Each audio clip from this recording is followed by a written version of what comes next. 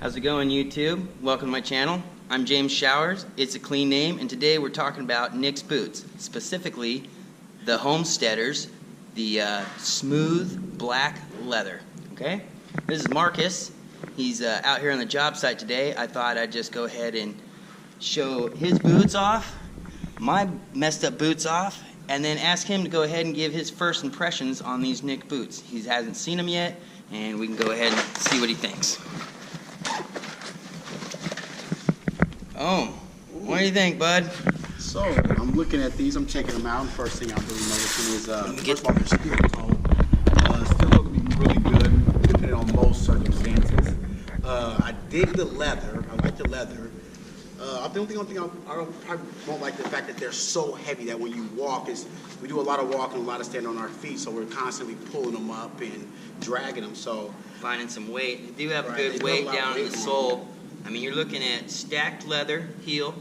It's got this concave here, which is the logger style heel. We have the Vibram 100 soles, as you can see here, as they wrap across here. Is those nails? Yep, these are screws in the top right here that has bolted this. It's also glued to the bottom. And all this leather has been stacked. That's where we're kind of getting a little bit of the weight here. This particular boot does have the steel toe, like you mentioned. I've also added this leather cap across the toe, which gives it a little extra durability.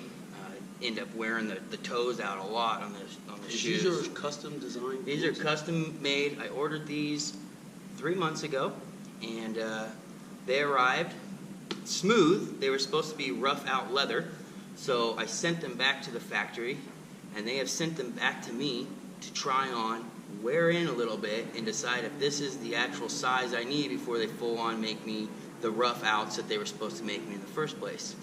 When I first put these things on, I didn't lace them up fully, and I didn't put in the false tongue, and I felt like my toes were holding up my foot, and there was a big gap in the arch.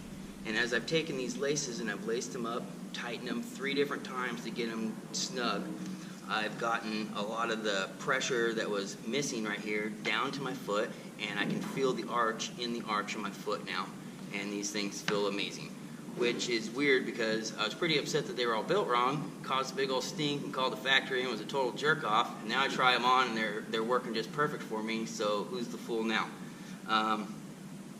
Just doing this small video just to kind of do an update from my previous videos on the Nick's boots, and to kind of just give you guys a full-on show. There's not too many of the homesteaders out there. There's a lot of the hot shots and a lot of brown leather boots out there. I just figured I'd kind of give you an all-around look at what we're dealing with here.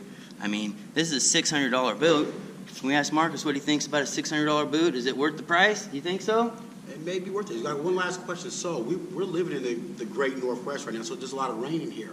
So I'm really curious, is there water resistant going on? You know what? They've told me that these are not waterproof, but the leather is, I mean, there's not a waterproofing on the leather because they want the leather to breathe. So they say that if you waterproof them, it'll seal it up so that when your foot's in there, it won't breathe very well.